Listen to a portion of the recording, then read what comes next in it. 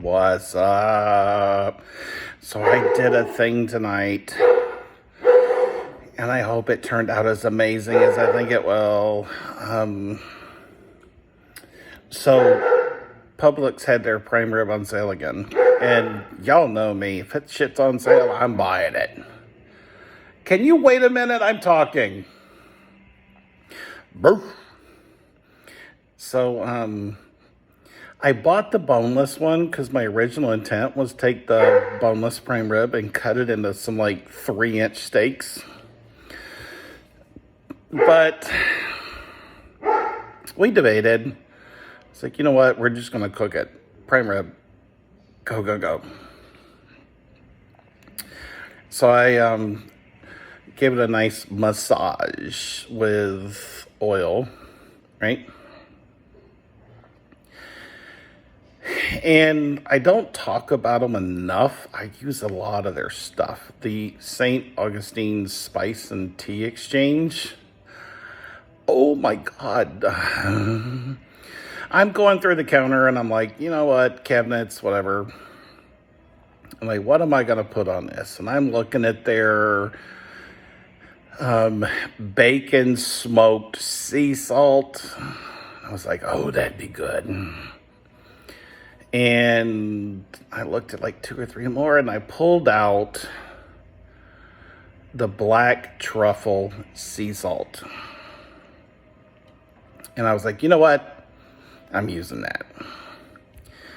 I grabbed the packet, but it's too much work. It's a packet about yay big, right? And I probably put, I don't know, 3/4 of it on there. And some black pepper. And after it was nice and oiled down and crusted with it too, I threw it in the oven at 500. And I left it for 13 to 15 minutes. I don't know. I was just watching for the pretty brown color. And then I dropped it to 225. And probably about 45 minutes later, I checked the temp and it was sitting around 105, I think. And I was like, all right, we'll give it about 10 more minutes. And I pulled it out. And in the meantime, I'm setting up a big pot with broccoli and spiced cheddar, something, just one of those frozen things. But you know me, I don't go out of the box. I added some butter, a couple of spices, and we've talked about this many times, but I'll say it again. Rebecca doesn't eat her meat near as moo as the rest of us do. So I put the prime rib up on the stove, and it was in a massive cast iron. This big boy right here. See how big that is? Anyway, so I put it in there. Forgive my dirty stove. I've been working. So I put it in there and I cut her probably a 1-inch thick piece. And then I cut the rest of it roughly in half and laid it flat. And then I dropped a whole Pauladine, which is a stick of butter, pile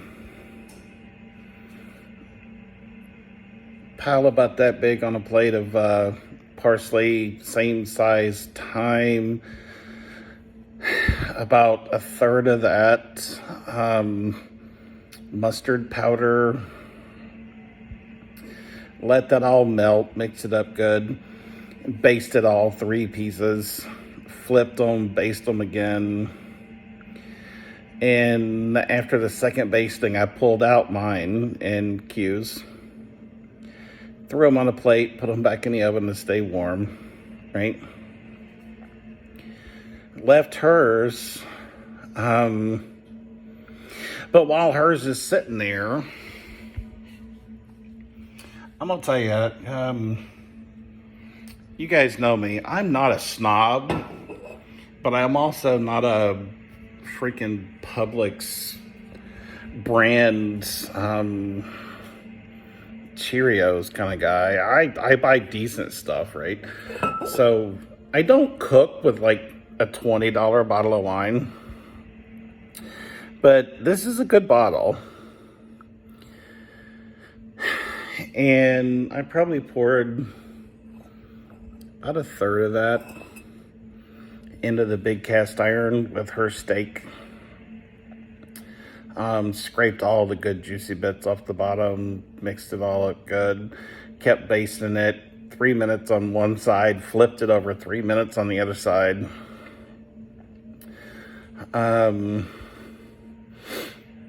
Pulled it out, stuck it on a plate. So now they're all sitting here, wrapped in foil,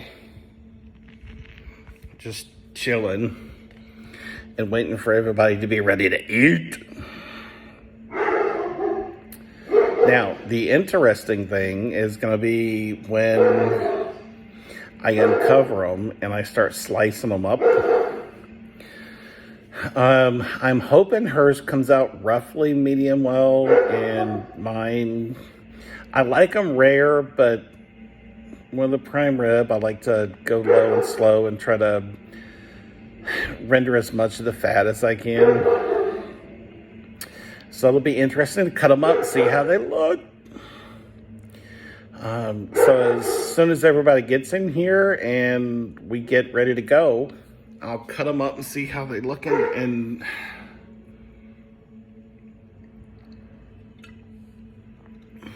in the meantime, I love you guys.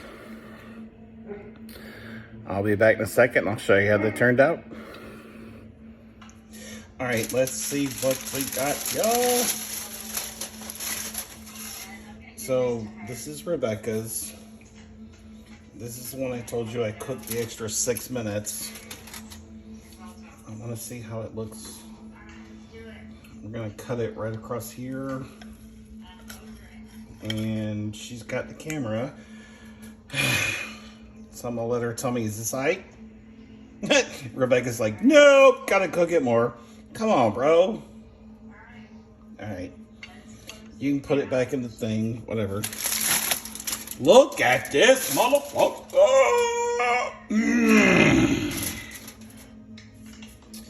All right. I'm hoping I stab it, it goes moo.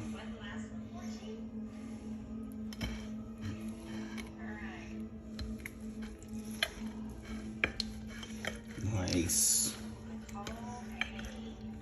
Let's see what it looks in here. Nice. Yep, I'm happy with that. So this one should be pretty much the same. Oh, bonk. But it's an end piece, so we'll see if it turned out as nice in the middle as mine. It's kind of hate it with mine because it the red wine reduction kind of dripped down on it and made it look more done than it was, but right, let's see.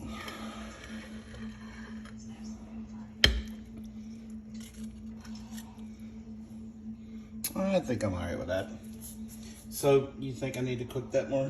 A little. A little? All right. I'll throw it back in here. It's still hot. We'll give it another minute or two.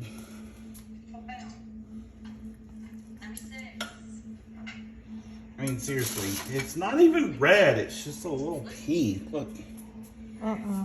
It's pretty. All right, so Nicole. Alright. Alright, general consensus. Amazing. The red wine reduction turned out really, oh my god, it's so thick and beautiful. It's a little salty, so I will work on that next time. It being the black truffle salt, I might get a little carried away with the salt. So we're sitting here debating whether the next one's going to be the giggity. Quentin. We're debating on whether or not the next one's going to be the bacon smoked salt or the espresso sugar. Oh my God, it might have to be the espresso sugar. So anyway, I'm really happy with how it turned out. The broccoli and cheese is amazing. The steaks melt in your mouth. I'm happy.